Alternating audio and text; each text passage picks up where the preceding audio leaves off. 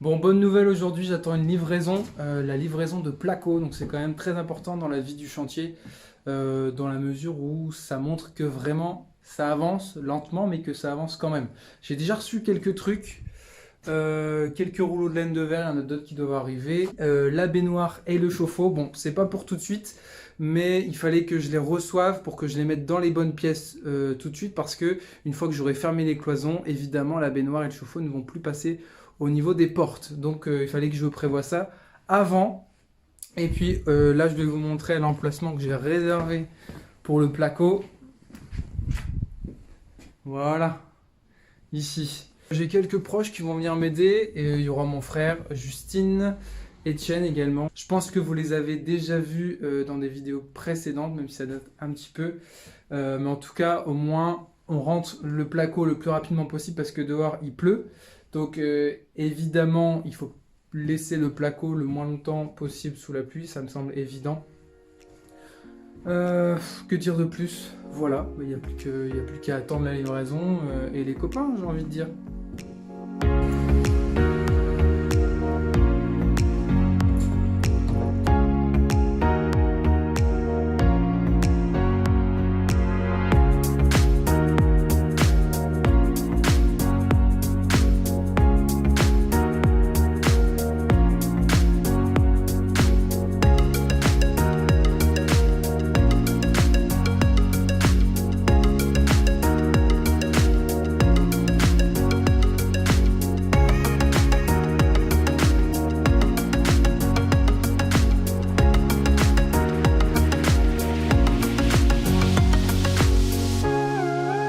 Bon voilà, ça y est, hop, c'est rentré. Franchement, merci aux poteaux qui sont venus, chez les voisins aussi qui se sont joints à nous, et heureusement parce que je ne me rendais pas compte. Mais 110 plaques, c'était un peu hardcore, mais voilà, maintenant il reste à tout monter au premier, au deuxième, donc enfin tout non en fait. À peu près la moitié qui doit monter au premier, au deuxième, donc ça va être sympa. Voilà, et là j'ai Etienne avec moi, qui lui aussi fait une rénovation en ce moment. D'ailleurs, je vous invite à aller voir son compte Instagram. Depuis environ 2 ans, Maxime et Etienne, ils montrent la rénovation de leur maison étape après étape. C'est un vrai régal pour les yeux. Le nom du compte, c'est Rénove ma belle étage. Et je vous mets un lien en description, vous n'avez plus qu'à cliquer.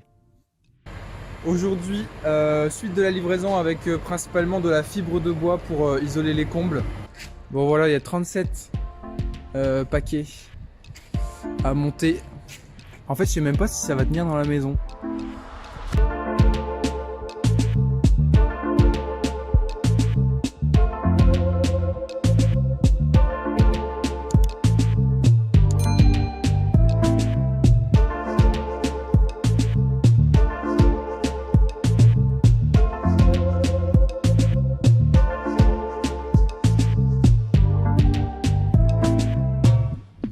Nouveau jour de chantier, on est quelques jours après la livraison des matériaux. Je suis venu un ou deux soirs cette semaine, mais j'ai pas avancé à proprement parler sur la rénovation. J'ai juste fait du rangement, du nettoyage, parce que la semaine dernière, j'ai coulé la dalle, enfin on a coulé avec le voisin, la dalle de la terrasse, mais ça vous le verrez dans un prochain épisode, d'accord? Je vous ai gardé les images juste pour vous. Et j'ai également ramené ici toutes les rails, les montants, les lisses qui étaient entreposées dans l'entrée, parce que je vais, comment dire, oui, je vais à reculons, parce que je vais m'occuper ici de l'entrée, de la partie avant de la maison. D'accord, j'ai monté l'échafaudage parce que j'aimerais réparer le volet qui est cassé déjà depuis 1 an quand même. M'occuper du bandeau qui se trouve ici, l'enlever. Et vous voyez ici il reste du torchis, du plâtre, donc on va nettoyer tout ça en plus de s'occuper du volet. Et j'ai repéré là-bas une poutre qui est très très abîmée, donc j'aimerais bien voir un petit peu comment réparer tout ça, c'est important.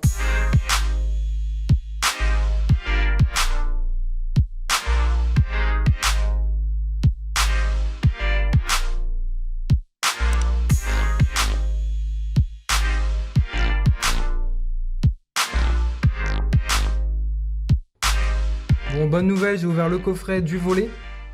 Et le tablier est intact, c'est juste une lame qui s'est déboîtée, donc rien de bien méchant. En revanche, j'ai cette pièce qui s'est cassée. Elle sert en fait à relier le tablier du tambour du volet. Et donc je vais m'occuper de ça, je vais réparer ça et également m'occuper de l'alimentation qui a été sectionnée par erreur en fait pendant la démolition. Donc je vais relier un câble jusqu'au tableau électrique pour pouvoir de nouveau ouvrir et fermer le volet.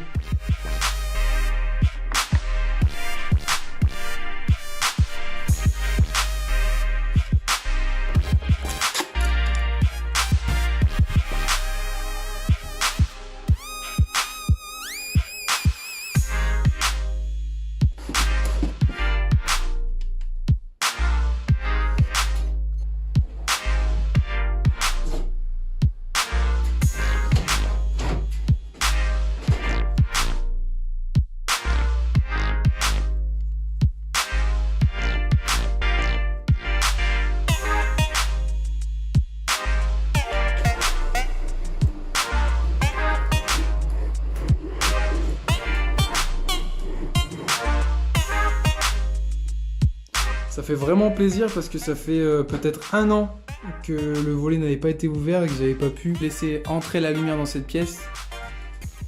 Et donc là je vais pouvoir vraiment travailler tranquillement. La seule chose que je vais faire c'est juste mettre une petite bâche en plastique transparente qui laissera passer la lumière mais qui empêchera les gens qui passent dans la rue de voir ce qui se passe à l'intérieur.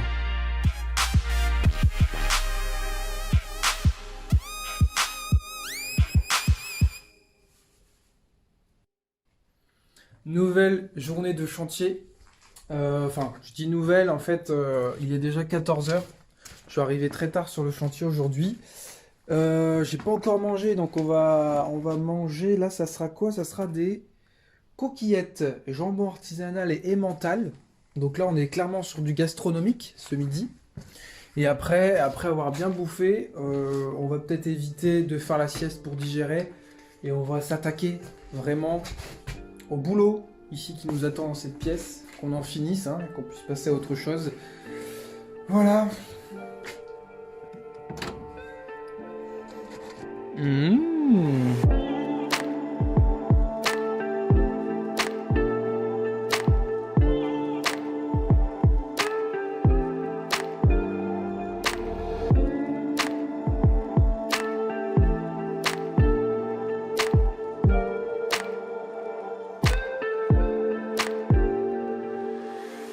Bon, prochaine étape, brosser le mur. Le but, c'est pas d'avoir un mur nickel, ça on s'en fout parce que de toute manière, il va y avoir un placo par au-dessus.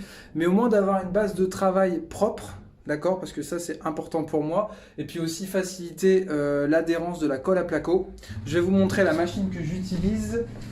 Hop, viens par ici, toi. Voilà, c'est ça, vous voyez? C'est cette machine avec une brosse métallique rotative. Assez large qui permet de traiter des surfaces de mur importantes. Vous voyez le mur qui est derrière moi, voilà, j'ai mis à peu près 20-25 minutes à le faire, donc c'est quand même plutôt rapide pour l'avoir fait à la brosse manuelle. Dans d'autres pièces, je peux vous dire que c'est même très rapide. Voilà.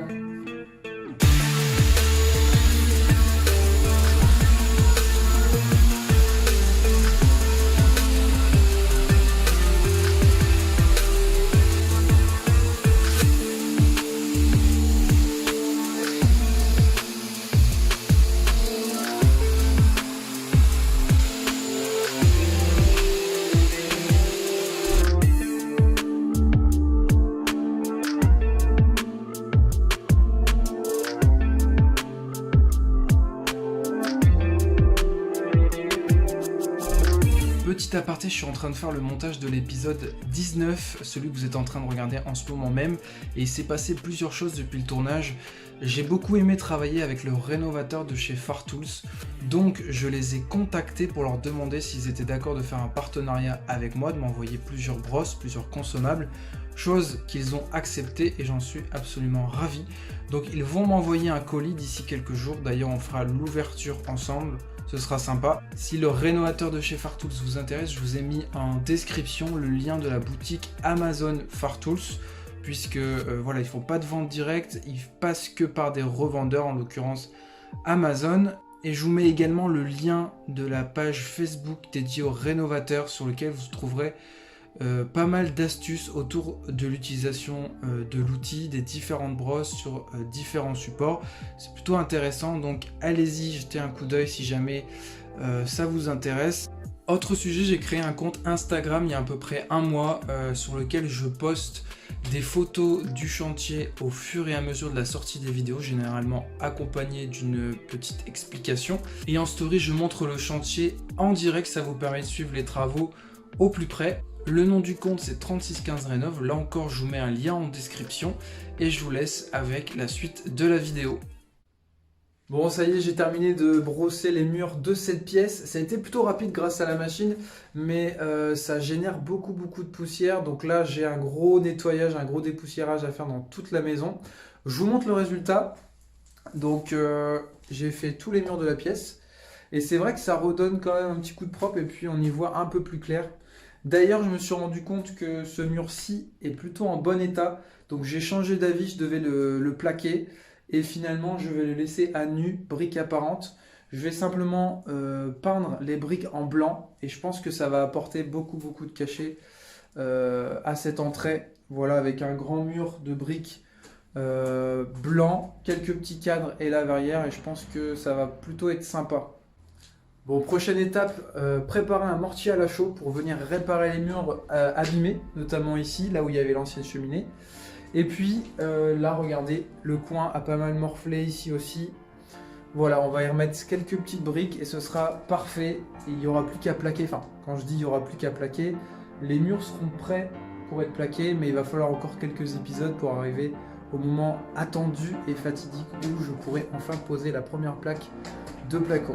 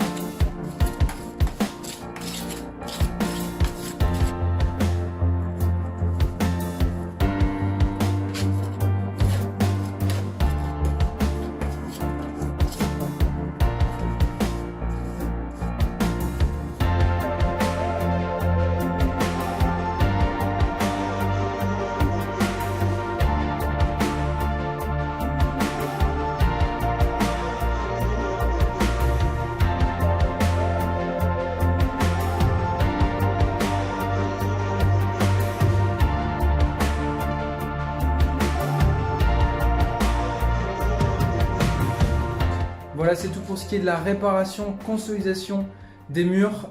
Comme je vous ai dit juste avant, j'ai remis les quelques petites briques manquantes, rebouché les fissures et également j'ai colmaté ici une ancienne saignée qui avait été faite pour l'électricité puisque j'en aurais plus besoin, sachant que je vais avoir une laine de verre de 120 mm. J'aurai largement la place pour passer mes câbles électriques. Voilà, je vais vous laisser avec une séquence, puisque comme vous l'avez compris, c'est la fin de la vidéo. Je vous laisse avec une séquence de rangement de chantier, d'accord? Je pense que vous allez adorer. Et on va également démonter cet échafaudage, puisque j'en ai plus besoin dans cette pièce. Aujourd'hui, c'était un petit peu un épisode de transition. Voilà, il s'est pas passé des choses folles, mais il en faut parfois. En revanche, dans l'épisode prochain, il va y avoir du lourd, puisqu'on va s'attaquer au terrassement, hein, on va s'attaquer à la cour, à l'extérieur, et puis dans l'épisode encore d'après, on va complètement démonter ce plancher, hein, le plancher entre le rez-de-chaussée et la cave, et on va entièrement le réparer, en fait le refaire à neuf. Voilà, donc d'ici là, portez-vous bien, et je vous dis à bientôt.